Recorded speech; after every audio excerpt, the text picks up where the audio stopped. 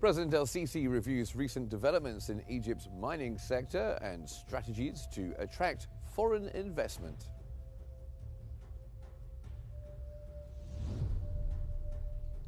Egypt dispatches its 31st aid convoy from Rafah to Gaza via the Kerem Abu Salem crossing.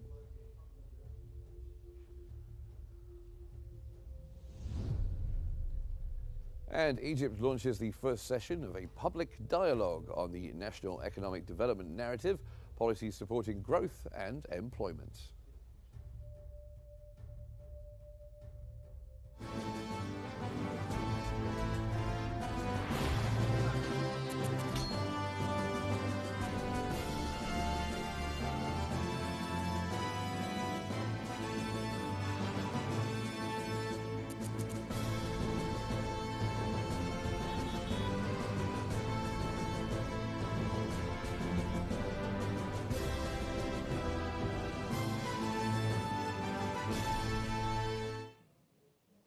Good evening and welcome to this special bulletin where we bring you all the latest news from here in Egypt. President Abdel Fattah el-Sisi has convened with Prime Minister Mustafa Madbouli and Minister of Petroleum and Mineral Resources Karim Badawi to review recent developments in Egypt's mining sector and strategies to attract foreign investment. Badawi detailed outcomes from the International Mining Conference in Australia and outlined key axes of the ministry's current agenda, including discoveries, agreements, ongoing projects and production figures for crude oil and natural gas from July last year to August this year. Discussions also covered infrastructure advancements, plans to boost domestic production and evolving efforts to position Egypt as a regional energy hub through 2040. President El-Sisi emphasized fulfilling obligations to foreign companies and urged further incentives and exploration to strengthen Egypt's energy sector.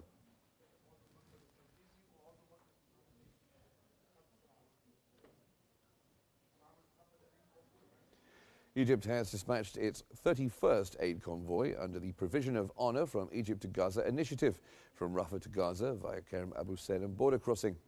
The Egyptian Red Crescent's convoy carries several trucks of urgent humanitarian aid. The convoy includes 2,500 tons of essential aid, consisting of over 2,200 tons of food baskets, flour, and more than 200 tons of medical supplies needed by the Gaza Strip.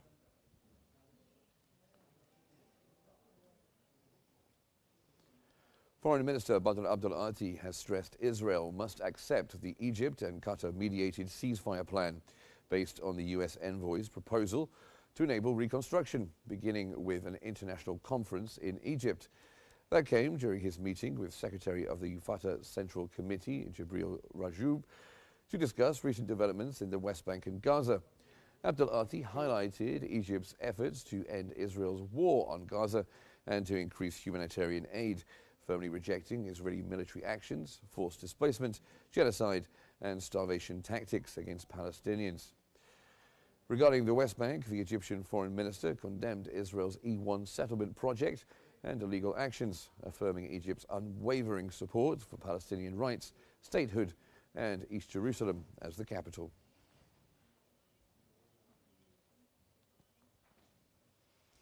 Hamas has announced the conclusion of its delegation's visit to Egypt, aimed at ending the genocidal war on Gaza and halting escalating Israeli aggression in the West Bank and occupied Jerusalem. According to a Hamas statement, the delegation met with Palestinian factions, civil society groups, prominent figures and businessmen to strengthen consultations, foster joint action and develop a national roadmap. The factions agreed to enhance collaboration and outline a unified plan for the post-war period, while continuing efforts to end the conflict and support Gaza's residents. Hamas emphasized that the visit coincided with intensified Israeli crimes in Gaza, including systematic destruction and forced displacement policies.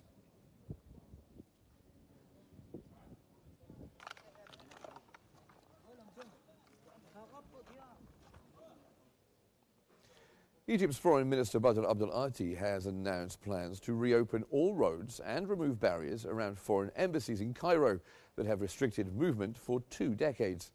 Abdul Ati stressed that protecting Egyptian missions overseas is non-negotiable and vowed to enforce equivalent security standards for foreign embassies in Cairo. This decision follows the recent removal of concrete blocks outside the British embassy, which had been sealed off amid diplomatic tensions after the brief detention in London of Egyptian activist Ahmed Abdul Khader.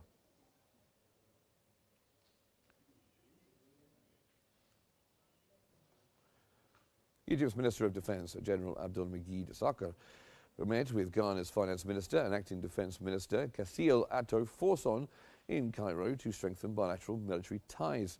Sakr emphasized its historic partnership between the two armed forces and expressed hope for deeper collaboration in various military sectors. Forson praised Egypt's role as a regional stabilizer and reaffirmed Ghana's commitment to closer defense relations. The meeting included senior military leaders from both countries, highlighting the importance of the partnership in promoting regional security.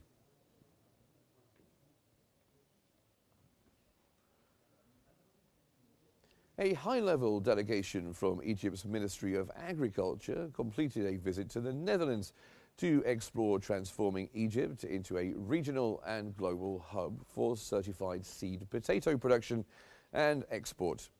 Following Agriculture Minister Alet Farouk's directives, the visit included reviewing Dutch seed testing systems, quality control frameworks, and regulatory practices. Coordinated with the Dutch Embassy, the delegation also attended the Potato Europe 2025 exhibition, meeting industry leaders and showcasing Egypt's investment opportunities. The delegation highlighted government efforts to boost Egyptian seed potato exports during a panel titled Egypt as a Seed Hub.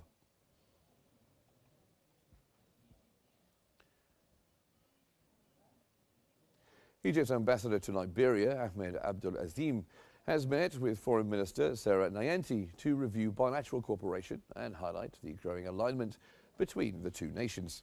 Both sides stressed the importance of continuous consultations, mutual support in international organizations, and enhanced collaboration following Liberia's election to the UN Security Council. In a separate meeting with Health Minister Dr. Louise Capoto, the ambassador affirmed Egypt's readiness to supply medical and pharmaceutical products, underscoring Egypt's advancing pharmaceutical sector and its potential to access Liberian markets.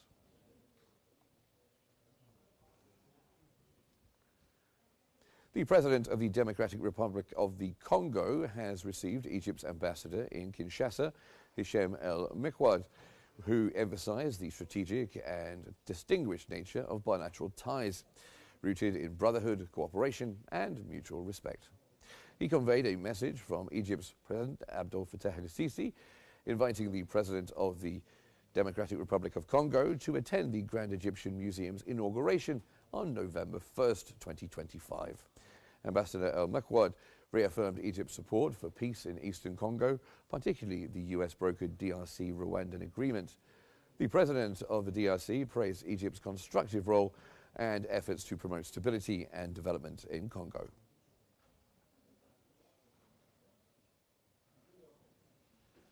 This evening, Egypt will experience a total lunar eclipse, visible from 8:30 p.m. to 9:52 p.m. Cairo time. The moon will gradually darken and transform into a striking red blood moon, a spectacle that can be safely viewed with the naked eye. The entire eclipse will last over 5 hours, captivating stargazers across Egypt and much of the world.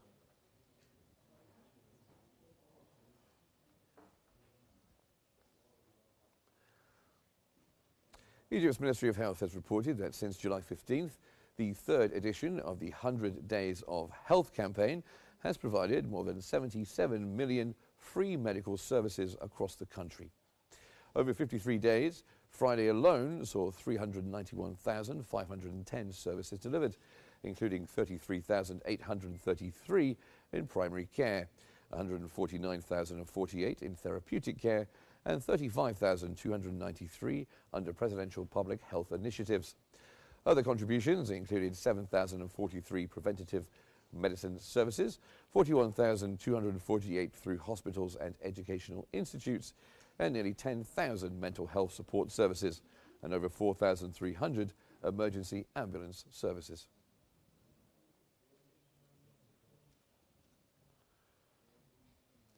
Egypt's tourism sector is seeing a robust growth, with the government expecting a 30 to 40% surge in activity following the highly anticipated opening of the Grand Egyptian Museum on November the 1st. Tourism revenues jumped 14.7% to $12.5 billion between July 2024 and March this year, while the country is projected to receive 18 million tourists by year end, up from 15.7 million in 2024. Tourism now accounts for 8.5% of GDP and supports 2.7 million jobs, with a projected annual growth rate of 4.9%. Minister of Tourism Sharif Fathi said revenues rose 22% in H1 2025, driven by improved infrastructure, diversified tourism offerings and expanded marketing efforts.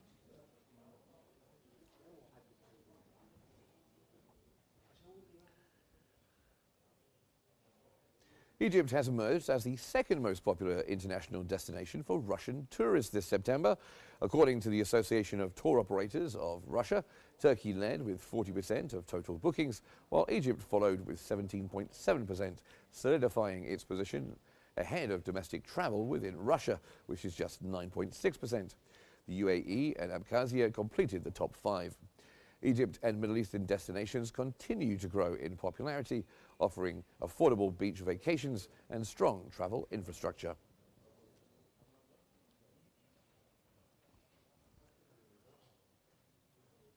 The Al-Azhar Fatwa Global Center has issued a warning about video games that pose risks to children's mental, moral and physical well-being, singling out Roblox as a major concern.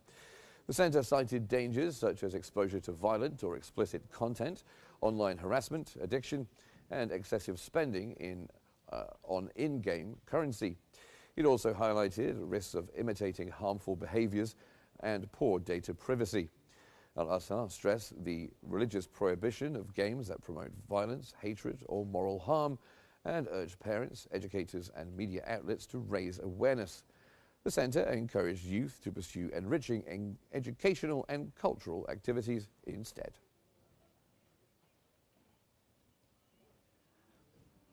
Minister of Local Development and Acting Minister of the Environment, Manal Awad, praised the unique waterfalls of Wadi Al Rayyan Protectorate, calling it one of Egypt's top eco-tourism sites. During an inspection tour, Awad stressed the need for stronger oversight of nature reserves to promote sustainable tourism. She emphasized improving visitor services and integrating environmental, social, cultural and economic factors. Awad also highlighted the importance of involving the private sector and local communities to enhance the eco-tourism experience and attract more visitors from Egypt and abroad.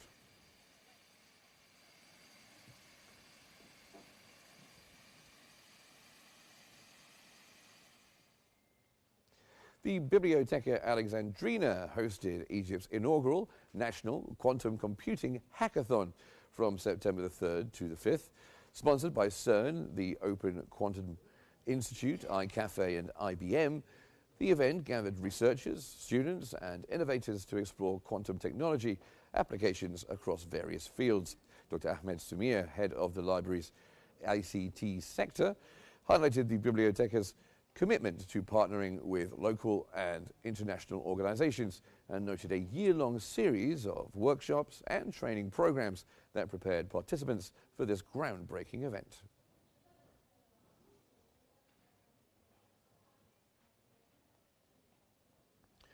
Egypt launched the first session of a public dialogue on the National Economic Development Narrative, policies supporting growth and development, under the patronage of the Prime Minister Mustafa Madbouli and Planning Minister Rania Al-Mashat. Al-Mashat stated that the narrative provides a comprehensive framework for Egypt's economic planning, aiming to stabilize the macro economy, enhance competitiveness, support the private sector, and promote green transition.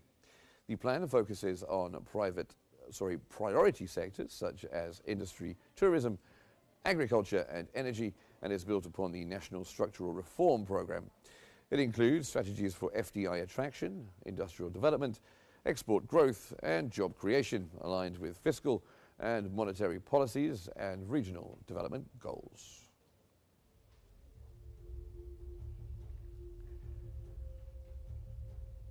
Just before we go, time to recap the Egypt headlines. President el-Sisi reviews recent developments in Egypt's mining sector and strategies to attract foreign investment.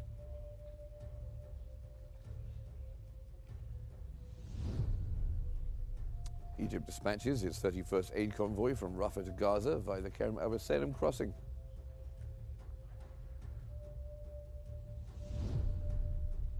And as we've just been hearing, Egypt has launched the first session of the Public Dialogue, National Economic Development Narrative, Policies Supporting Growth and Employment.